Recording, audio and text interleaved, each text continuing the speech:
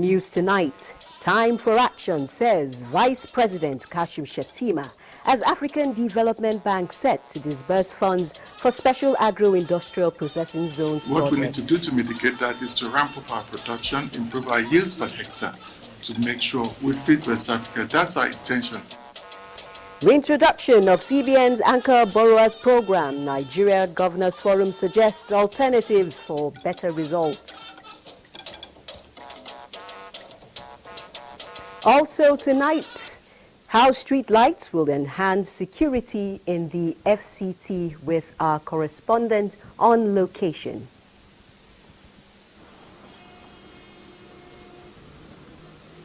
Street lights adds to the aesthetic beauty of a city. In the course of this bulletin, let's get to examine the present reality of the nation's capital, Abuja.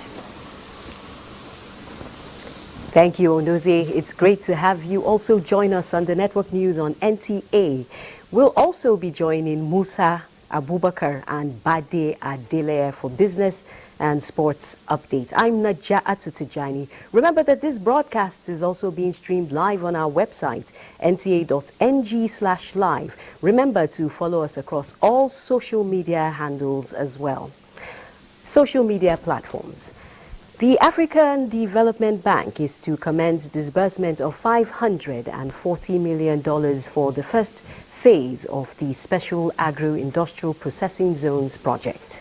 This was made known during a visit by officials of the bank to Vice President Kashim Shettima at the Presidential Villa, Abuja. State House correspondent Abdurrahman Jibrila reports that Vice President Shettima said it's time for government and development partners to walk the talk, and that report will come in our subsequent bulletin. Meanwhile, the Nigeria Governors Forum has kicked against reintroduction of the Central Bank Anchor Borrowers Program, saying all government intervention should be through the Federal Ministry of Agriculture. The chairman of the forum and Kwara State Governor Abdurrahman Abdurazak made this point when he led the governors to the ministry. Musa Baba Ali reports. Abdurrahman Abdurazak, the governor of Kwara State, is the chairman of the Nigerian Governors Forum. He is at the Federal Ministry of Agriculture with governors from Kogi, Taraba, and Ondo states. The mission is to discuss how states will benefit from the federal government agricultural program. The chairman said the objective of the Anchor Borrowers program introduced in 2015 was not achieved, calling for partnership with states and the Federal Ministry of Agriculture. Our neighbors are using our food to trade. They're taking our soybeans and other stuff back to make foreign exchange for themselves. Now, that's not a bad thing.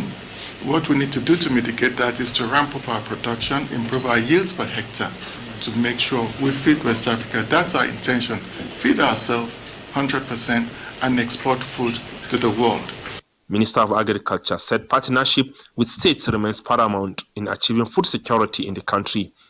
As the ministry rolls out the second phase of dry season intervention, the minister said a joint monitoring team will be established between the federal and the state Ministry of Agriculture. Among the readiness criteria that we would like to reiterate for this phase are that the land is prepared and available for immediate cultivation, that the irrigable lands are allotted or owned by verifiable genuine farmers, and that the state is participating to the last mile of the entire chain. The federal government must have a very strong partnership with the subnationals. The second phase of the program will focus on rice, maize and cassava production. Musa Baba Aliyu, NTA News. And still on agriculture, 100 female farmers drawn from 5 states in southeast Nigeria are set to benefit from a 50 million naira empowerment grant under the Renewed Hope Initiative Women Agricultural Support Program, WASP. National chairman of the initiative and Nigeria's First Lady, Oluremi Tinubu, announced this alongside other key intervention programs of the initiative for year 2024 at a meeting with wives of state governors. State House correspondent Adeni Taiwo reports that the reintroduction of alternative high school for girls across the country is also part of the agenda. Since inception in June 2023 by Nigeria's First Lady Oluyemi Tinubu, the Renewed Hope initiative has impacted vulnerable members of the society through plans and programs implemented along its 5-pronged focal areas of intervention. Sustaining the momentum is critical, so wives of state governors who are pivotal to effective implementation of the programs are at the villa for a meeting with the First Lady to appraise the expected roles and contributions as the initiative gets set for another round of interventions in year 2024. We would be flagging up the Renewed Hope Initiative Women Agricultural Support Program, WASP, with the empowerment of 20 farmers each from the 5 states in the southeast zone. This will be coming up in Imo State on the 28th of February 2024. These farmers will get 500,000 naira each. We will soon be launching the Young Farmers Club in public schools across the nation. The initiative is to encourage farming among our young people.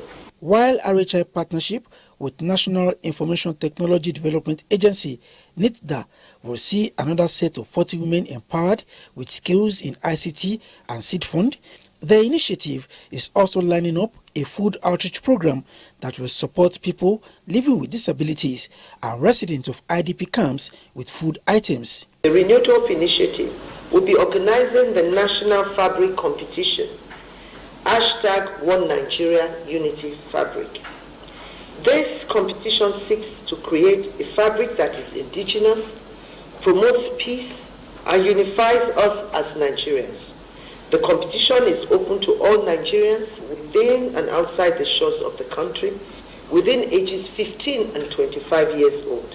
And sequel to our pledge to drive the We Are Equal campaign of the Organization of African First Ladies for Development, OFLAD, with education, the First Lady says the alternative high school for girls has to be reintroduced as a national program. The winner for today's raffle is Osun State.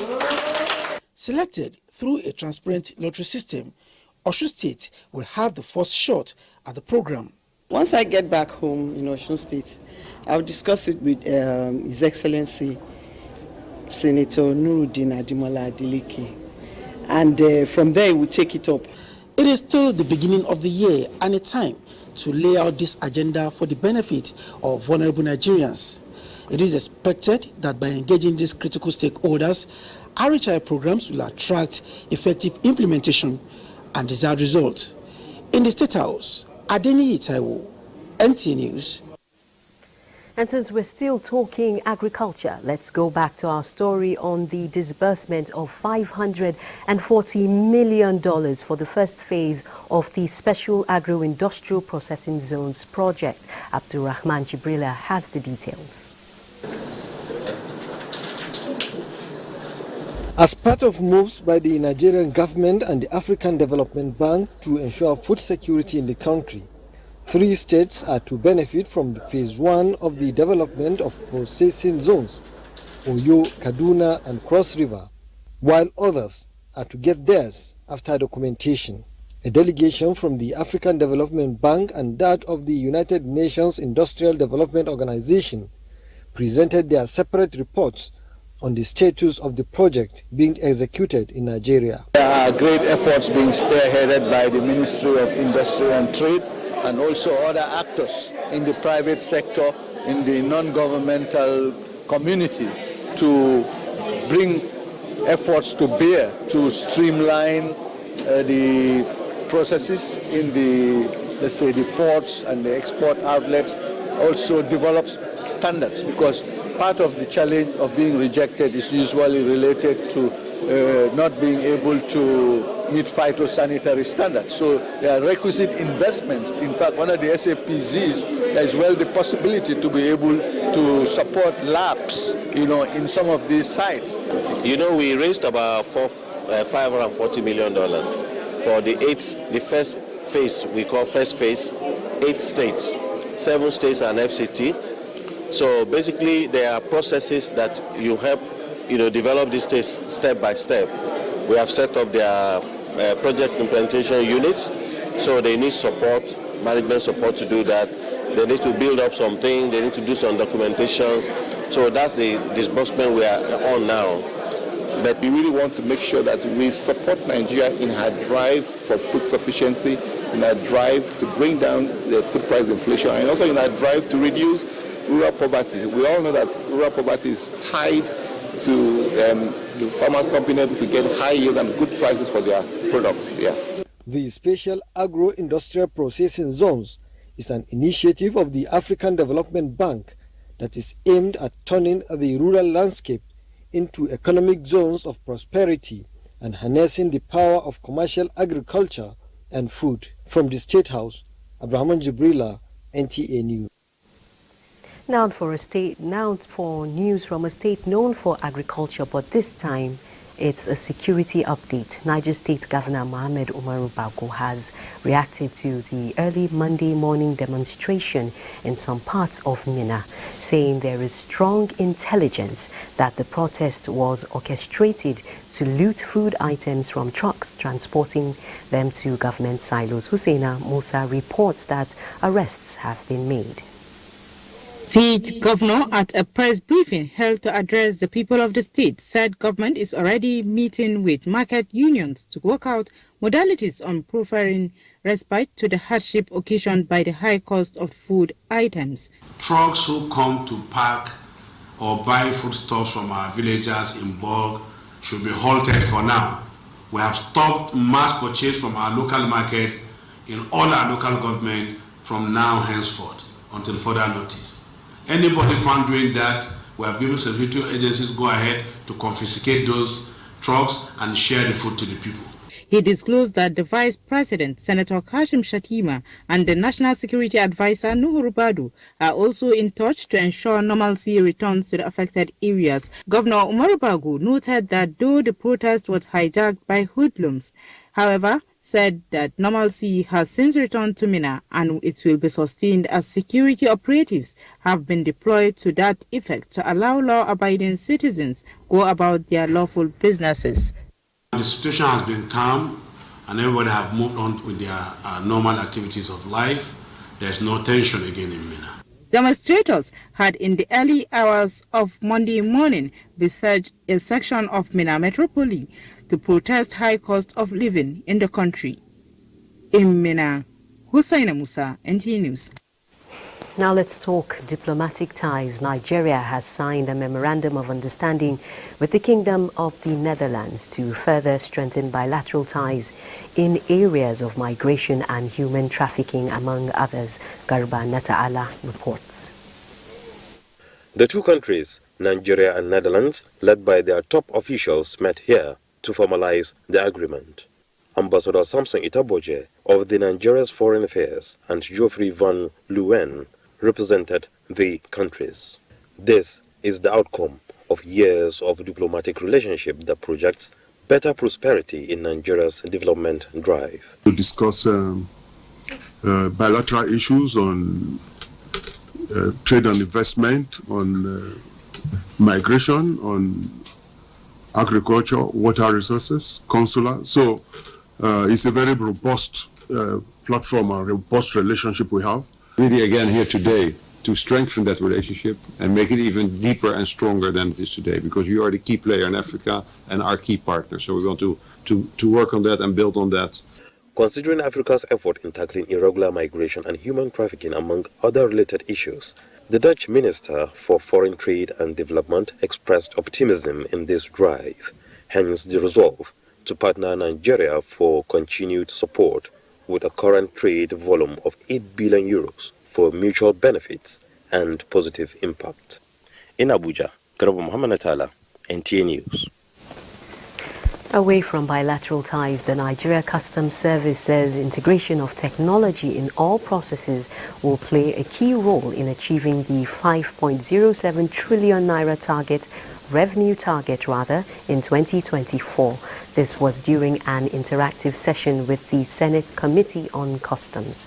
National Assembly correspondent Lami Ali reports. The Nigeria Customs Service, one of the country's major revenue-generating agencies, is meeting with the Senate Committee for the first time since the coming into effect of the 28.7 trillion naira 2024 budget. The 2024 budget is significant percentage of the revenue has been earmarked for debt servicing. As a country, if you don't meet up with your debt obligations, it will affect you negatively in terms of your credit rating in the international market. Introduction of VREG and VIN valuation application, which has very huge potential for reducing undervaluation and vehicle tax evasion, would improve customs duty. We also intend to provide windows for perfection of illegally imported vehicles. We expect that if we get the right authorization and we subject them to payment of duty and relevant penalty, we are going to realize a lot of revenue from this. These are our imported used vehicles. If you go to some of us that go to Kutonu area, a lot of money that Nigerians are supposed to make are just going to other countries. If there's a way of making this importation to come officially through our port, it will help us a lot. Officers and other ranks are staying in makeshift accommodation, which is not befitting of a custom officer. Capacity building, motivation of staff, and adhering to the principle of legislative compliance are other areas the service expresses commitment to give special attention to for optimal results. From the National Assembly, Lami Ali, NTA News. This is the network news on NTA. Stay tuned for more reports after some messages. Thanks for staying tuned. The power sector is experiencing another challenge. Yes, low generation across thermal plants, disrupting electricity supply nationwide. Joshua Ujito takes a look at the factors responsible for persistent challenges in the sector. 26 power plants connected to the national grid. 4 out of this number are hydro dams, while 22 are thermal plants that use gas in generating electricity. As the dry season gradually approaches its peak, with water level receding fast, hydro dams operate minimal, with thermal plants expected to augment generation. However, there is constraint of gas supply to thermal plants, resulting to drop in generation capacity, and the Transmission Company of Nigeria raises concerns over the development. More worrisome is the negative impact low power generation is having on the grid. As a recent grid disturbance, TCN attributes this to low generation. We are doing our best to make sure that we provide a better supply to Nigerians. Although federal government has been engaging representatives of generation and distribution companies, among other players in the sector, with a view to set up a committee that will make appropriate recommendations to resolve the lingering challenges of gas to power. While electricity consumers await intervention of industry players to resolve challenges in the sector, they can only hope it will yield more electricity in their bulbs. Joshua Ojito, NTA News. Joining us live to offer insight into some of these challenges is Power Infrastructure Consultant Idris Muhammad. Thank you for joining NTA News, sir. Thank you for having me, Naja Adusu. In your expert opinion, what seems to be the challenge with the generation and national distribution of electricity, of the electricity power grid? What is your assessment of the situation? Thank you. Let me continue where I stopped the last time I was here. I stopped at a point that I said there is no transparency in the power sector, in the business conducted by the new owners of business in the power sector. And that issue of transparency boils down to ability of the operators, both the transmission, generation, and distribution, to live up to their responsibilities. They certainly shirk off their responsibility to one another, Rather than face the reality of the situation, they merely believe in buck passing of blames. If it is not generation, it is transmission. If it is not transmission, it is distribution. But the major issue is that what has any of those companies in the sector done? What has the transmission done? What has the transmission company done in order to stop system collapse from taking place? System collapse takes place when there is inefficiency in transmission network.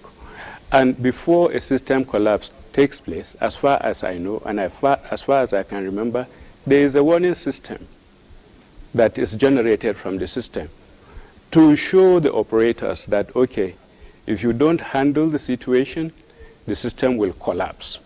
So as far as I know, system collapse happens due to negligence of responsibility, irresponsibility of the operators, buck passing of blames by the operators, and then also the issue of transparency in ensuring that government has done its best. There is no sector in the economy that government has been so committed to resolving its technical issues, financial issues, operational issues than the power sector. So I don't think they are transparent enough. They shirk their responsibility, the operators, both the transmission, the distribution, and then the generation. They shirk off their responsibility. So let me cut you right there. What measures do you think can be put in place by the concerned authorities to mitigate some of these challenges which you have highlighted? Okay, thank you very much. I think what should be done is now it's time to award punishment to operators who fail to perform or meet up with their obligations to the nation, to the customers. I think the buck passing is not enough. The regulators know that if, for instance, the system collapse happens, the transmission company should be sanctioned. If also the generation drops, the generation operators should be sanctioned.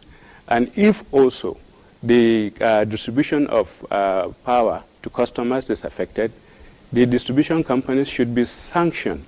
So the buck passing is enough. Punishment should now be awarded, even, I believe, in terms of costs, all right, should be awarded to the airing operators, transmission, generation, or distribution. So that sanctions. Go ahead, sir. That is the only way that you can check all these issues of shirk in transparency in carrying out their assigned responsibilities. After all, they bought these companies, and if they bought these companies, they should have the technical competence to handle the operations of those companies in such a way that, number one, system collapse does not happen, generation does not drop, and power distribution to customers is not also adversely affected. But who cares? They don't care, and because they don't care, they know that government, whatever they say, the government will just fall to their beckon and call. They do what they are like. And then this is a shock on the responsibility that is bestowed on those owners of the system. So let me also cut you there now that you've mentioned it. Sharp practices should be checked. Sanctions should be given to airing companies. Now, what is your take on hopes for improvement in generation to reduce the load shedding being experienced nationwide? As long as the operators of the system, the grid system, are not held responsible for their actions, and then holding them responsible for any system collapse, the issue will continue. They must be given a marching order that if there is a system collapse, the management will go. That's the only way. And once that is done, it will make them to sit up. And for the generation, there should be a minimum level of generation that the generation companies must attain. For the distribution companies, they also have a minimum level of power that they should distribute to their customers. Now, if those sanctions are put in place for generation, for distribution, I believe this issue would drop drastically. All right, sir, I'm afraid I have to cut you there, but thank you very much for providing these insights into the... Thank you for having me, Najatu. Thank you very much, sir. I've been speaking with power infrastructure consultant Idris Muhammad on the challenges facing the power sector.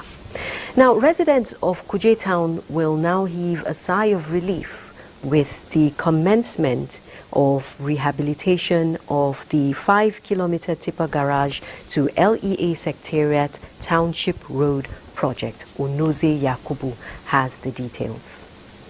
Traffic gridlock and unruly behavior of motorists, especially at peak hours, are the usual norms while plying this route. This is as a result of the deplorable condition of the road. But this ugly development will soon be a thing of the past with the flag off of the rehabilitation works. FCT Minister Yeson Wike says all arrangements have been put in place to ensure its timely completion. Agreement is what? Agreement. So now we are giving you money. Go and prepare yourself.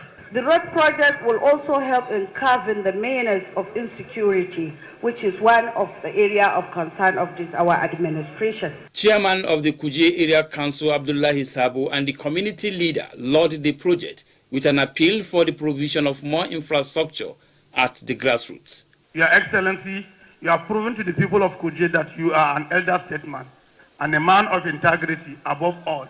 The people at the satellite town feel more impact on your activities, and we shall continue to pray for you. We would highly appreciate your support in timely funding of this project and providing security for us in order to complete this project on schedule. This is the third leg of the exercise to be replicated across the 6 area councils of the FCT. Onoze Yakubu, NTA News.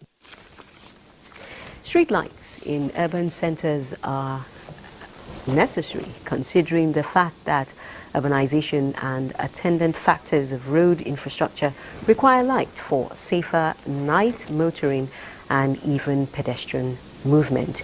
This is where safety and security come to play, as road users get reassurance that it is okay to move about, while accidents will be minimized when street lights are in place. Street lights also help to reduce robberies and attacks on the streets. With the current security challenges within Abuja, the need for street lights in areas where they are not working or not yet provided is the issue on the lips of residents of Nigeria's capital city. And now let's join Lagos. In Ajatu, trade between Nigeria and Angola represents less than 0.1% of the total trade of each country as at year 2021. The Angola-Nigeria Business Council recently held deliberations to bring about a paradigm shift for new business frontiers and partnerships between both countries, with a projection to increase investments to 10% and more in the next 10 years. Amaka Owo reports that the meeting was attended by the business community and high delegation from both countries in Lagos. Nigeria defeated Angola at the ongoing AFCON tournament, but that has not changed the fact that both countries have similar attributes as oil-producing nations and stand a chance to create and engage in robust bilateral relations. This Angola-Nigeria diplomatic business investment meeting, which had the former president of Nigeria and grand patron of Angola-Nigeria Business Council, General Olusegun Obasanjo, retired, and other members, noted that Nigeria remains top choice business destination while highlighting urgency for visa-free framework, need for thriving coastal shipping facilities, business registration and repatriation of funds for a two-way economic transaction between both countries. What are the things that we have to put in place to make it easy, to encourage, to facilitate, to enhance in trade, in economic relationship between our two countries? It's almost like trying to conquer virgin territory. That hasn't been done. It's been done all over the world. It hasn't been done in Africa. That's why the whole of the world is looking at the African Continental Free Trade Area as the next block that will drive development across the world. Angola has land mass of 1.250 square kilometers of land, and there are only 30. Compared to Nigeria, we have just 928 square kilometers. Angolan envoy to Nigeria, who among others presented areas of comparative advantage for both countries. Our aim with this meeting is to put together a business community from Angola and Nigeria. We get out from having ideas or seeing the potential that the countries have to concrete value-add projects and results. Currently, we have a number of opportunities in real sector economy. We are putting focus on the mining sector. Nigeria-Angola trade relations is a key indicator of strengthening intra-African trade in line with the objectives of the African Continental Free Trade Area Agreement of connecting African businesses. In Lagos, Samaka O, NTA News.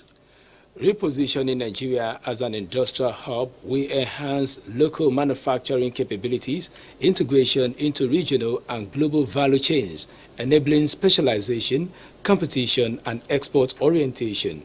This was a summation of speakers at the one-day conference organized by Bank of Industry and International Finance Corporation, IFC, towards industrialization in Nigeria.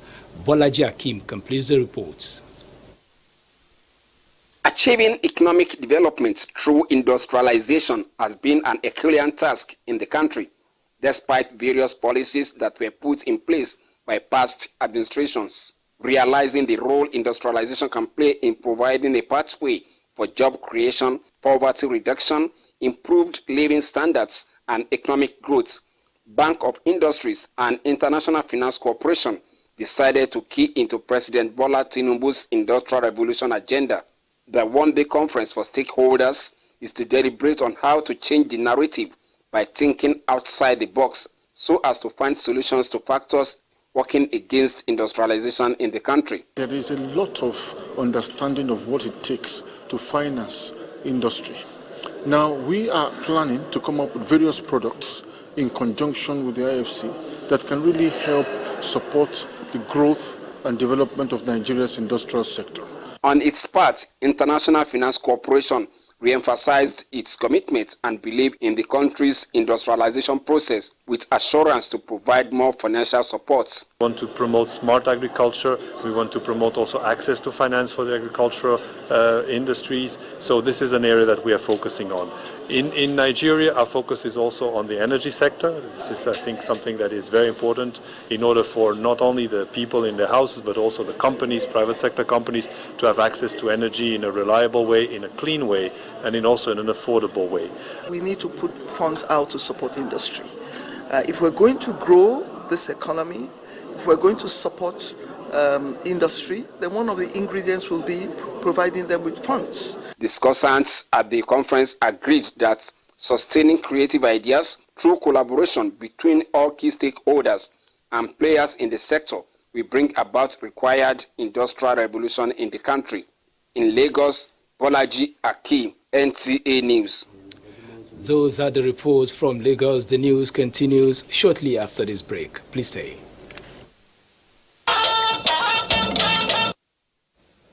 Now back to our earlier focus on the need for streetlights in areas of the FCT where they are either not working or have not yet been provided. And Onotu Yakubu is standing by to give us a situation report. Hello, Onotu. From your vantage spot, what is the state of streetlights within the Abuja city center? Yeah, thank you, Naja. It is actually a case of mixed fortune for the Federal Capital Territory. In fact, presently I am standing at for those who are very much familiar with the Federal Capital Territory City Center, I am at Bolingo Hotel, the under the flyover leading from the central business district linking to outskirts of the National Hospital, then towards the city gate, traveling through the airport axis.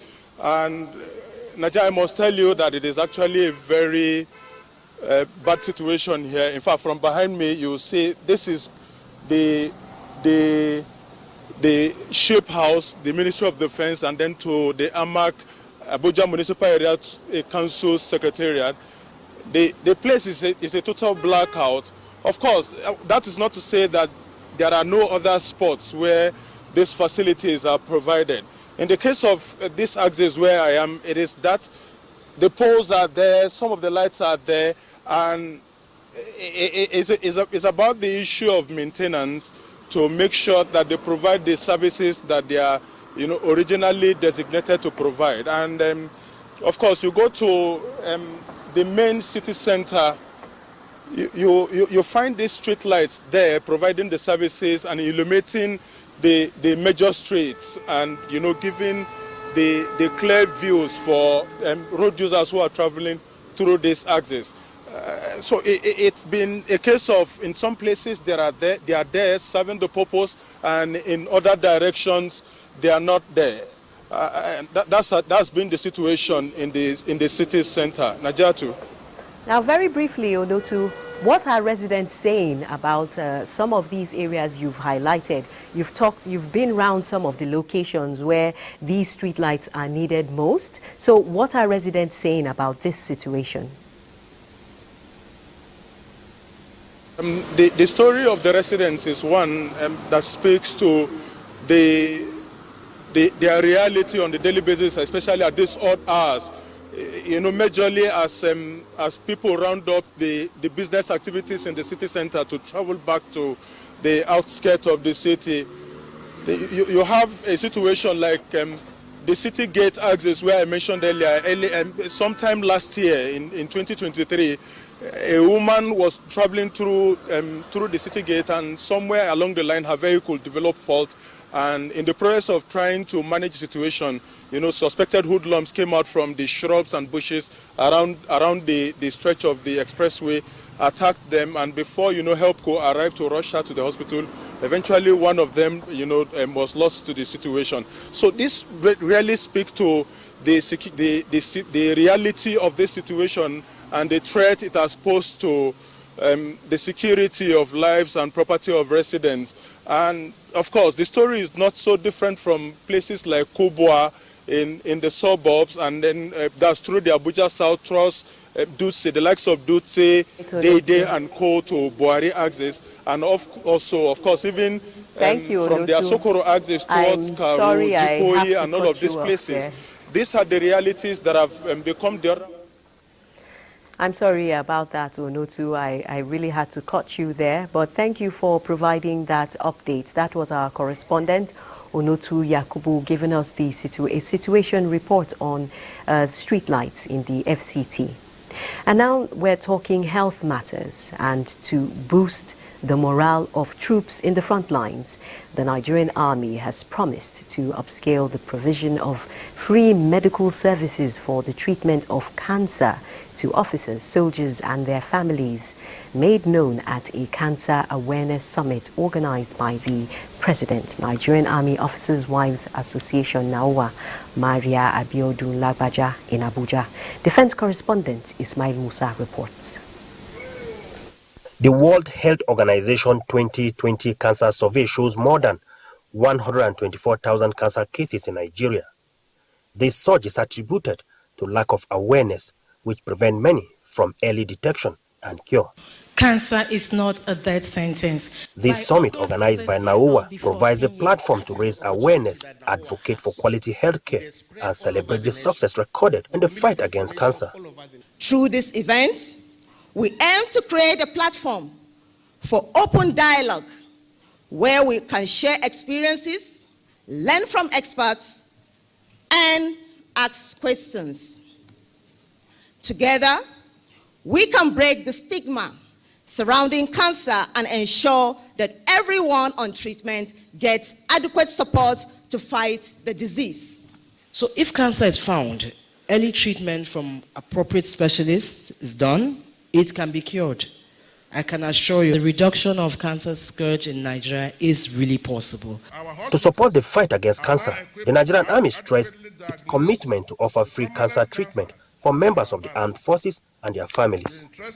We will continue to support personnel and their families as in the previous years to treat those with different cancers and to also promote positive behaviors aimed at preventing and controlling cancers.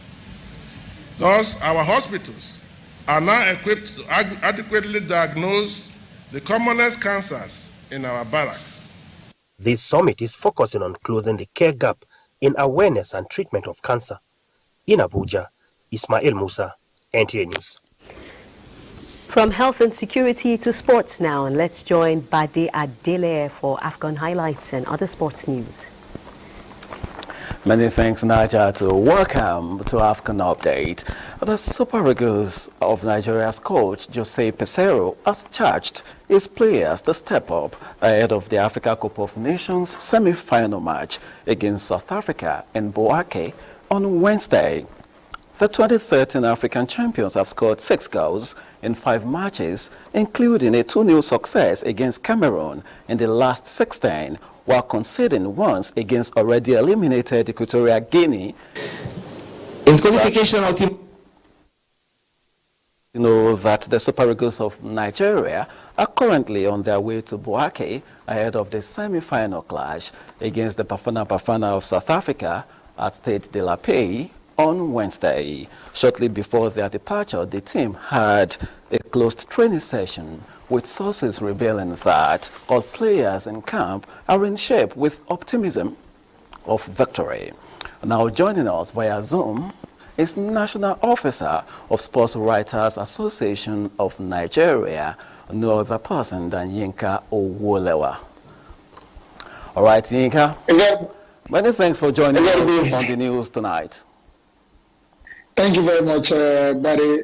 All right, no need to ask you again about the temperature in Abuja. Go straight to the business of the night. Tell us, how far with the Super Eagles of Nigeria? We do understand that they are on their way to Bouake.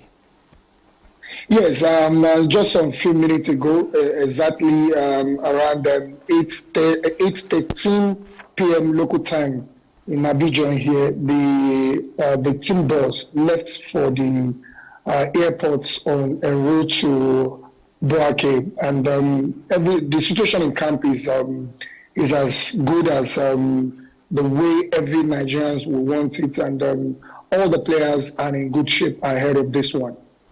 All right. Is there anything you've noticed? Because on Sunday, Victor Osimhen was not part of the training, and of course, Nwabali was not also there. Any injury news?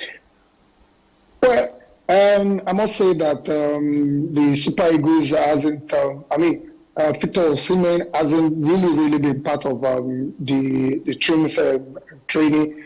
And but Nwabali, I could cite Nwabali as they were making their way to the vehicle today when they were leaving for the airport, but no sight of Victor Osimhen at all, and nobody is giving any word as far as what is happening or what is wrong is concerned. But I just believe that the lad is giving everything in training before now, and I'm very optimistic that it will recover on time to be in shape for the game. All right, many thanks, Yinka. Let's hope it's precautionary. Thank you for joining us on the news tonight. Thank you very much. That's AFCON Update, and Network News continues shortly.